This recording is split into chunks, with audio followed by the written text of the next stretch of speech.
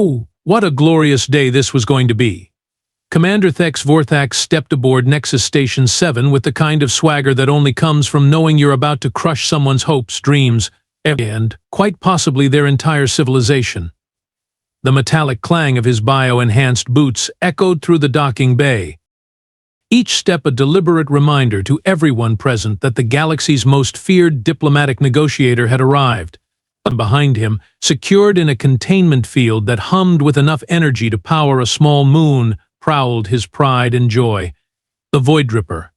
300 pounds of genetically perfected death, with scales that shifted color like liquid mercury and claws that could slice through starship hull plating. Bioengineered over 17 generations, cybernetically enhanced with the finest Vorthak technology, and possessed of a hunger that could only be satisfied by the terror of lesser species. Magnificent, isn't it? Thex announced to the assembled alien delegates, his 4 eyes gleaming with barely contained satisfaction. The creature behind the energy barrier stretched, revealing muscles that rippled beneath armor like skin. 17 different apex predator genomes, enhanced neural pathways, adaptive camouflage capabilities, and reflexes that operate at superhuman speeds. The perfect fusion of nature's cruelty and Vorthak ingenuity. The other species representatives nodded appreciatively. The crystalline Nexari chimed their approval in harmonic frequencies. The gas-form Etherians pulsed with impressed colors. Even the stoic granite lords of Korvax managed what passed for admiration among their kind. Then the humans arrived. Oh, this was rich. Thex nearly burst into laughter as the airlock hissed open and 2-2. Just 2 humans stepped through. No ceremonial guard, no intimidating entourage, no technological marvels. Just a middle-aged human female in a simple diplomatic uniform and a male who looked like he'd rather be anywhere else in the galaxy. But wait, it got better. They were pulling behind them what could only be described as the most pathetic excuse for an intimidation display Thex had ever witnessed. A simple, primitive metal cage. Not even energy containment. Just bars. Actual metal bars. And inside this laughably inadequate prison sat. Is that Ambassador Kree the of the Nexari delegation chimed in disbelief? Is that just an animal? The human female, who introduced herself as Ambassador Elena Vasquez, smiled pleasantly. This is Sasha. She's a Siberian tiger from Earth. The silence that followed was deafening. Thex couldn't help himself. He burst into genuine laughter, a sound that resonated through his throat sacs and filled the docking bay with ridiculous joy. A tiger? A simple, unmodified biological creature? Oh, this is perfect. Absolutely perfect. The other delegates began to murmur among themselves. Were the humans mocking them? Was this some kind of elaborate joke? Surely they couldn't be serious about bringing what appeared to be nothing more than a large, striped mammal to a diplomatic intimidation ceremony? Commander, whispered his aide, Vex Morton, through their private communication channel, perhaps they have hidden enhancements? Cybernetic implants? Genetic modifications we cannot detect. Thex studied the creature more carefully. It was impressive in size, he'd give them that. Probably close to 400 pounds of muscle and bone. The orange and black striped pattern was aesthetically pleasing in a primitive sort of way. But there were no visible technological enhancements, no energy signatures, no indication of anything beyond basic biological functions. The tiger yawned. Actually yawned. As if this entire proceeding was boring it to death. Oh, humans, Thex said, wiping tears of laughter from his primary eyes, you never fail to entertain. Did you perhaps forget to bring your actual diplomatic demonstration? Is this creature supposed to what exactly? Purr menacingly at my Voidripper? Ambassador Vasquez exchanged a look with her companion that Thex couldn't quite interpret. Was that amusement? Surely not. They couldn't possibly find this situation funny from their perspective. Well, the human female said, her voice carrying just the faintest hint of something that might have been anticipation, we thought it might be interesting to see how your bioengineered marvel handles a simple Earth predator. The cosmic joke was about to begin, though Thex Vorthak had no idea he was the punchline. To understand the sheer magnificence of Thex Vorthak's upcoming humiliation, one must first appreciate the towering arrogance of his species. The Vorthak had spent the last 3 millennia convincing themselves, and most of the galaxy, that they represented the absolute pinnacle of evolutionary achievement. Master hunters who had turned the art of killing into a science, then turned that science into a religion. They were impressive, admittedly. Standing 7 feet tall on average, with 4 independently focusing eyes that could track multiple targets simultaneously, reflexes enhanced by cybernetic implants, and a natural predatory instinct that had been refined through generations of selective breeding. Their homeworld, Vorthak Prime, was essentially one giant hunting preserve where only the strongest, smartest, and most ruthlessly efficient survived to reproduce. You see, Thex explained to the assembled delegates, gesturing toward his Voidripper with the pride of a parent showing off their honor student. Evolution is not a random process when guided by superior intelligence. My people have spent centuries perfecting the art of biological enhancement. The Voidripper responded to his voice, rising to its full height within the containment field. 8 feet of pure, engineered terror. Its primary limbs ended in retractable energy claws that hummed with contained plasma. Secondary appendages housed sensory arrays that could detect heartbeats from 300 meters away. The creature's skull had been reinforced with biometallic compounds, creating a natural helmet that could deflect projectile weapons. 17 different apex predator genomes, Thex continued, his voice taking on the tone of a professor delivering a lecture to particularly slow students.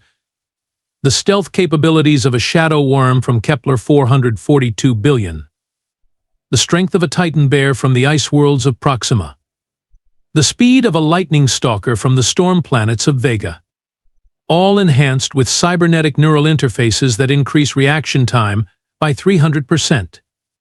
He paused, letting this impressive list sink in, then turned his attention to the humans with barely concealed contempt. And what did these hairless apes bring us? A creature that probably couldn't survive on 90% of habitable worlds without environmental suits. His laughter was genuinely delighted. Tell me, Ambassador Vasquez, does your tiger require supplemental oxygen? Climate control? Perhaps a nice warm blanket? The other alien delegates joined in the amusement. This was going to be educational, certainly. A perfect demonstration of why the Vorthak hegemony was offering these humans such generous surrender terms. After all, it was only sporting to give inferior species a chance to capitulate with dignity before demonstrating exactly how outclassed they truly were. The peace talks, Thex announced grandly, are really quite simple. Humanity acknowledges Vorthak's superiority, accepts protectorate status, and agrees to provide us with suitable hunting grounds on your various worlds. In exchange, we allow your species to continue existing under our guidance and protection. He gestured dismissively at the tiger, which had settled into what appeared to be a nap. After this little demonstration, I'm confident we can conclude negotiations within minutes. No need to drag this out unnecessarily. Ambassador Vasquez smiled. It was not a pleasant smile. "Oh, Commander," she said softly, "I think you might be surprised by how long this takes." The human delegation was, by galactic diplomatic standards, laughably small. Ambassador Elena Vasquez stood barely 5.5 feet tall, but her graying hair pulled back in a simple ponytail that suggested she had more important things to worry about than impressing alien dignitaries. Her diplomatic uniform was standard issue, nothing fancy, nothing intimidating. She looked like someone's aunt who worked in middle management. Beside her stood Marcus Brennan, and if Elena looked unimpressive, Marcus looked positively ordinary. Average height, average build, wearing what appeared to be work clothes, rather than any kind of formal attire. He kept glancing at his watch, as if he had somewhere else to be, which, considering the circumstances, seemed absolutely insane. "So," Thex said, gesturing broadly at their modest entourage, "this is the mighty human delegation? 2 individuals and a pet?" "Marcus here is our animal handler," Elena explained cheerfully, as if discussing the weather rather than interspecies diplomatic negotiations. He's worked with Sasha for about 3 years now. They have quite the partnership. The Vorthak commander studied Marcus more carefully. The human showed no signs of enhancement, no cybernetic implants, no biomodifications. Just a regular biological entity who looked like he'd rather be feeding farm animals than attending the most important peace talks in recent galactic history. Partnership? Thex's aide, Vex Morton, couldn't help but ask, with that creature? Marcus shrugged. She's pretty easygoing, actually. Sleeps about 20 hours a day, likes her meals on schedule, enjoys the occasional swim. Not much different from a really big, really dangerous house cat. The alien delegates exchanged bewildered looks. Really dangerous house cat? The Nexari's harmonic frequency shifted to confusion. The Etherians pulsed with uncertain colors. Even the Granite Lords seemed perplexed by this casual attitude. Meanwhile, Sasha demonstrated her fearsome reputation by stretching languidly in her cage, then settling back down with her massive head resting on her paws. 400 pounds of apex predator, and she looked about as threatening as a sleeping kitten. "I have to ask," Commander Thex said, his amusement growing by the minute, "are you humans perhaps unclear about the nature of this meeting? This is a demonstration of species supremacy, a show of strength, a display of your best efforts at intimidation." Elena and Marcus exchanged another one of those looks. There was definitely something passing between them, some kind of private communication that the aliens couldn't interpret. It wasn't fear, certainly. It wasn't nervousness. If anything, it looked suspiciously like. "Oh, we understand perfectly," Elena said, and her smile widened just a fraction. "We brought exactly what we intended to bring." "A sleeping cat," Thex stated flatly. "Siberian tiger," Marcus corrected gently. "There's a difference." "Is there?" Vex Morton asked sarcastically. Marcus glanced at Elena, who nodded almost imperceptibly. "You'll see," he said simply. The trap was set. The aliens just couldn't see the jaws closing around them yet. "Actually," Commander Thex announced, his voice taking on the formal tone of ancient ritual, "before we proceed with negotiations, Vorthak tradition demands a hunt trial. A demonstration of prowess between the apex representatives of our respective species." The other alien delegates perked up with interest. A hunt trial. Now, this was proper diplomatic theater. The kind of spectacle that would be talked about in galactic circles for decades. "The concept is simple," Thex continued, pacing before the assembled crowd like a showman warming up his audience. "Your creature against mine.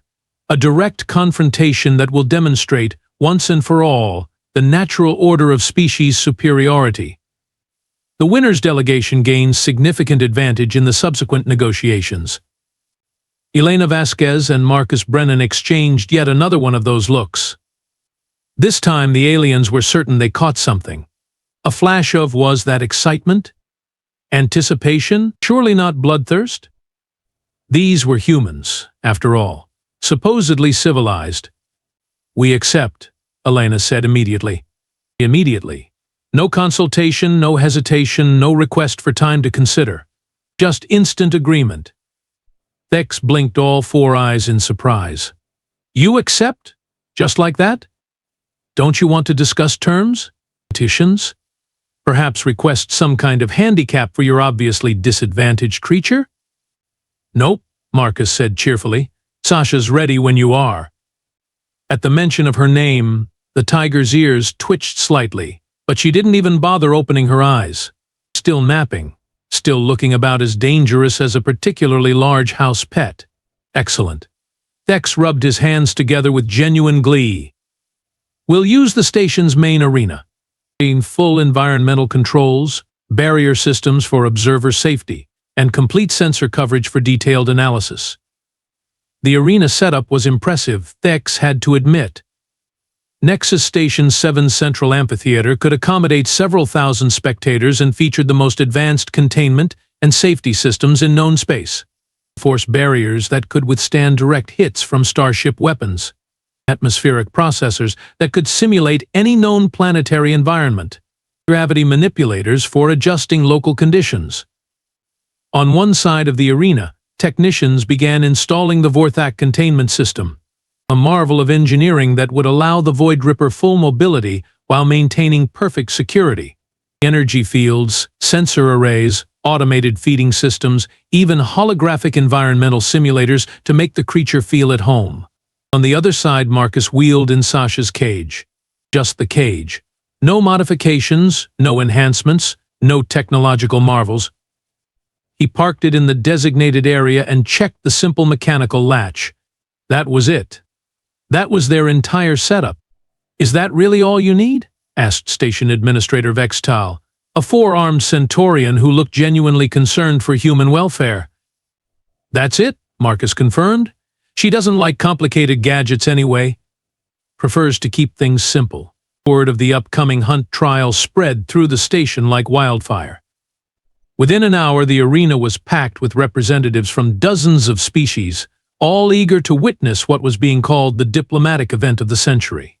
Betting pools formed immediately. The odds were, predictably, overwhelmingly in favor of the Vorthak. 10 to 1, 20 to 1, some bookmakers were offering 50 to 1 against the Tiger. A few particularly generous establishments were taking bets on how long the Earth creature would last before the Voidripper ended things. 30 seconds, predicted Ambassador Krethi of the Nexari. Maybe 45 if it runs. "I give it 15, countered General Moore Dak of the Korvax hegemony. "That Voidripper hasn't eaten in 2 days. It's going to be hungry." In the preparation areas, the contrast couldn't have been more stark. The Vorthak technical team ran final diagnostics on their creature's biosystems. Neural interface checks, claw sharpening, aggression hormone regulation. Everything calibrated to perfection. Marcus fed Sasha a piece of raw meat and scratched behind her ears. "You ready, girl?" he asked quietly. The tiger looked at him with those impossibly calm yellow eyes and made a sound that might have been agreement, or it might have been hunger. The arena fell silent as both sides signaled their readiness. What happened next was, by any measure of galactic civilization, a masterpiece of bioengineering in motion.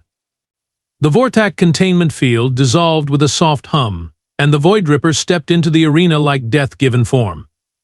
Every movement was liquid perfection, each step calculated with predatory precision that spoke of millions of years of evolutionary refinement, enhanced by the finest technology the galaxy had to offer. The creature's adaptive camouflage activated immediately, its mercury scale hide shifting through a dozen different patterns as it analyzed the arena environment. Sensor arrays hidden throughout its skull fed real-time data directly to its enhanced neural cortex, painting a three-dimensional map of every potential threat, every possible escape route, every tactical advantage.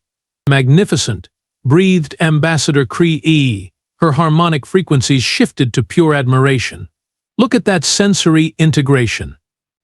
The Voidripper's forelegs moved in perfect synchronization, each footfall silent, despite the creature's massive weight. Its primary limbs flexed, revealing the energy claws in all their terrifying glory. Plasma containment fields crackled around each talon, generating enough heat to slice through battle armor like paper. "Notice the musculature definition," Commander Thex announced proudly to the assembled crowd, his voice carrying clearly through the arena's communication system. "Each muscle group has been enhanced with biometallic fibers. Strength output is approximately 4 times that of the base genetic template." The Voidripper demonstrated this claim by casually raking its claws across the arena floor, leaving glowing gouges in metal designed to withstand starship impacts. The crowd murmured appreciatively. But the real show was yet to come. The creature's hunting instincts engaged fully, and suddenly it was no longer just an impressive display of engineering. It became something primal, something that triggered fear responses in species that had never evolved alongside predators. Its secondary sensory organs flared, detecting heat signatures, electrical activity, even chemical traces in the air. Bio-enhanced reflexes operating at peak efficiency. Thex continued his commentary, his smugness now reaching levels that could probably be detected from orbit. Neural processing speed increased by 300%. It can react to threats before most sentient beings can even perceive them. The Voidripper turned its attention toward the simple metal cage across the arena, and its entire demeanor shifted. This was no longer a demonstration. This was a hunt. The creature's pupils dilated, its breathing changed rhythm, and a low, subsonic growl began emanating from somewhere deep in its chest. Energy output rising, reported Vex Morton from the monitoring station. All systems optimal. Neural interface showing perfect synchronization. The alien dignitaries in the stands leaned forward, not wanting to miss a moment of what promised to be the most educational slaughter in recent diplomatic history. Several species representatives began taking detailed recordings for later study. The Voidripper dropped into a hunting crouch, every line of its body speaking of contained violence ready to explode into action. Its claws extended fully, plasma fields reaching maximum intensity. The adaptive camouflage shifted one final time, optimizing for rapid movement and intimidation display. In the simple metal cage across the arena, Sasha the tiger opened one yellow eye. Commander Thex's smile could have powered a small space station. "Release the Earth creature," he commanded. "Let's end this charade." Marcus Brennan walked calmly across the arena floor, reached the simple metal cage, and flipped the mechanical latch with all the ceremony of someone opening a lunchbox. The door swung open. Sasha stepped out. That was it. No dramatic music, no energy discharges, no technological marvels activating. Just a 400-pound orange and black striped mammal walking into an arena like she owned the place. That's it? Ambassador Cree, these harmonic frequencies shifted to pure confusion. It's just walking around? And she was. Sasha padded across the arena floor with the kind of casual confidence that suggested she found the entire situation mildly interesting at best. She sniffed the air once, glanced around at the crowd of alien spectators with what could only be described as polite acknowledgement, and then turned her attention to the Voidripper. The bioengineered killing machine was still frozen in its hunting crouch, all systems primed, waiting for some kind of aggressive action to trigger its combat protocols. Its enhanced sensors were going haywire trying to categorize this new threat. No energy signatures, no cybernetic implants, no biomodifications beyond standard Earth mammalian structure. Is it broken? General Mordak asked uncertainly. Why isn't it attacking? Sasha took 3 more steps forward, and something changed in her movement. Something subtle that the alien observers didn't immediately recognize, but that sent primitive alarm bells ringing through the evolutionary memory of every biological entity in the arena. She was no longer just walking. She was stalking. The Voidripper's enhanced neural processors finally registered a threat pattern and triggered its attack sequence. The creature exploded forward with cybernetically enhanced speed, energy claws extended, adaptive camouflage shifting to full combat mode. It covered half the arena distance in less than 2 seconds. Sasha was no longer where she had been. The alien crowd gasped in unison as 400 pounds of Earth Predator moved with a fluid grace that made the Voidripper's bio-enhanced agility look clumsy by comparison. She hadn't run, hadn't jumped, hadn't activated any visible technology. She had simply flowed out of the way like liquid death. How did she? Vex Morton began, then stopped as his instruments tried to make sense of what they were recording. The Voidripper landed, spun, and struck again. Claws that could slice through battle armor raked through empty air. Sasha was already behind it, moving with a silence that made the alien creature's carefully engineered stealth systems look like a parade. "This is impossible," Commander Thex stated flatly. "It has no enhancements. No technological augmentation. How is it moving like that?" Marcus Brennan's voice carried clearly across the arena from where he stood by the cage. "You enhanced your predator with technology. We brought a predator that Earth enhanced with 4 million years of evolutionary pressure." The Voidripper whirled again, all sensors focused, all systems at maximum output. Its heat detection arrays painted Sasha's position perfectly. Its motion predictors calculated her likely movements.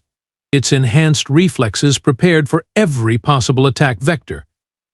None of which mattered when Sasha moved like flowing water and struck like concentrated lightning.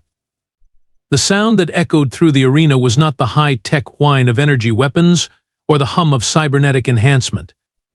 It was something far more primitive and infinitely more terrifying. It was the sound of a biological apex predator doing exactly what 4 million years of evolution had designed it to do. The Voidripper's biometallic armor, designed to deflect energy weapons and projectile attacks, proved remarkably ineffective against 600 pounds of bite force, applied with surgical precision to exactly the right spot. Its enhanced neural processors, capable of superhuman reaction times, discovered that all the technology in the galaxy meant nothing when a creature moved with instincts honed by eons of hunting prey that fought back. Sasha didn't fight like a machine following programmed responses. She fought like Earth itself had taught her. Every movement was perfect, every attack calculated not by computer but by the kind of predatory intelligence that had survived ice ages, extinctions, and the rise and fall of entire ecosystems. The alien observers sat in stunned silence as they watched their pinnacle of bioengineering get systematically dismantled by a creature that had never seen a laboratory, never received an upgrade, never needed anything more than what nature had already provided. "Dear Galactic Core," whispered Administrator Vextal, "Earth didn't make apex predators." "No," Elena Vasquez said quietly from her position near the arena floor, "Earth is apex predators." The silence that followed was the kind of absolute quiet that only occurs when an entire worldview collapses in real time. 3,000 alien dignitaries sat in stunned shock, trying to process what they had just witnessed. The most advanced bioengineered predator in known galactic history had been there was no polite way to put it, completely outclassed by what they had dismissed as a simple Earth animal. Commander Thex Vorthak stood frozen at the arena's edge, all four eyes wide with disbelief. His mouth opened and closed several times, but no sound emerged. The creature that represented the absolute pinnacle of his species' technological and biological achievement was now lying very still in the center of the arena, while Sasha sat nearby calmly grooming her paw. That, he finally managed to whisper, is impossible. Actually, Ambassador Elena Vasquez said, stepping forward with the kind of casual confidence that now seemed absolutely terrifying, it's Tuesday. Back on Earth, this would be considered a fairly routine interaction between predator species. She gestured toward Sasha, who had finished grooming and was now looking expectantly toward Marcus. Apparently, successful hunts made her hungry. "See, there's something we probably should have mentioned earlier," Elena continued, her diplomatic smile taking on a distinctly predatory quality that several alien species suddenly recognized and found deeply unsettling. Earth isn't a nice, civilized world where we had to engineer our predators in laboratories. The alien delegates leaned forward despite themselves. Earth is what you might call a death world. Every square meter of our planet's surface is engaged in constant biological warfare. Predators hunting prey, prey evolving better defenses, predators adapting new hunting strategies, prey developing new escape mechanisms. For 4 billion years, without pause, the Ambassador creed these harmonic frequencies had shifted to something that might have been terror. 4 billion. Sasha here represents approximately 4 million years of evolutionary refinement focused on one single goal, being better at killing things than those things are at not being killed. No laboratory enhancements needed. Nature handled the upgrades. Elena paused to let this sink in, then delivered the diplomatic equivalent of a thermal detonator. "Oh, and she's not even close to being our most dangerous predator. She's just the one we thought would be appropriate for a diplomatic demonstration." The stunned silence somehow became even more stunned. "There are others?" General Vorthak asked in a voice that suggested he really didn't want to know the answer. "Well, there's about 8.5 million other species on Earth, and honestly, most of them are significantly more creative about violence than Sasha. She's actually one of our more straightforward predators. Very direct, very honest about her intentions. Some of our other apex species are much more subtle." Commander Thex finally found his voice, though it came out as more of a croak. "How many apex predators does one planet need?" Need? Elena looked genuinely puzzled by the question. Oh, we don't design our ecosystem. It designs itself. Sasha competes with bears, wolves, crocodiles, sharks, eagles, snakes, spiders, and about 30,000 other species that consider her a potential meal or territorial rival. The implication hit the alien observers like a gravitational wave. Your entire planet, Administrator Vextal said slowly, is populated by creatures like this? Creatures like this, creatures that eat creatures like this, and creatures that creatures like this wouldn't dare approach without backup, Elena confirmed cheerfully. Marcus had produced a large piece of meat from somewhere and was offering it to Sasha, who accepted it with the dignity of a job well done. So, Elena said, turning back to the assembly with renewed diplomatic enthusiasm, shall we discuss those peace treaty terms? I have a feeling we'll find much more common ground now. The peace treaty negotiations that followed broke several galactic records for speed and efficiency. What had been planned as a lengthy series of meetings designed to formalize humanity's surrender was concluded in approximately 47 minutes. The terms were remarkably favorable to Earth, including full species autonomy, territorial rights, and a formal apology for any previous misunderstandings about human capabilities. Commander Thex Vorthak signed the documents with hands that shook only slightly, but then immediately submitted a formal request for psychological counseling through the Galactic Health Services. His application cited catastrophic worldview, restructuring, and urgent need to process existential species inadequacy. The request was approved within hours. Word of the Nexus Station incident spread through galactic communication networks faster than a warp drive malfunction. Within days, the term deathworld species had entered common usage, along with new diplomatic protocols specifically designed for handling representatives from planets where evolution had apparently lost its collective mind.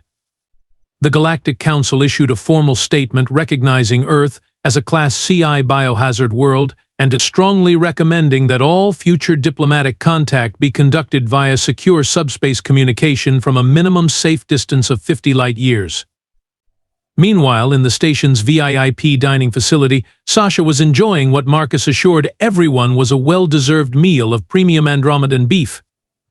The alien delegates maintained a respectful distance of at least 30 meters, though several species representatives had begun taking detailed notes on her eating habits for later analysis. You know, Elena mentioned casually to the assembled crowd while Sasha demolished her third steak, we actually brought our most diplomatic predator. The one we specifically trained for peaceful interactions with other species. The implications of this statement sent several delegates reaching for emergency tranquilizers. Ambassador Cree, these harmonic frequencies had settled into what could only be described as traumatized acceptance. Most diplomatic? Oh yes, Marcus confirmed, scratching Sasha behind the ears while she purred like a contented chainsaw. Back home, we call her our people cat. Very social, very friendly with strangers. Elena smiled one final time at the gathering of galactic representatives, all of whom were now viewing humanity with the kind of respectful terror usually reserved for natural disasters. The funny thing is, she added with perfect diplomatic timing, we almost brought her mother instead. The cosmic punchline was complete. Earth's most fearsome predator was, by their standards, practically a house pet. And somewhere in the galaxy, entire civilizations were quietly updating their immigration policies.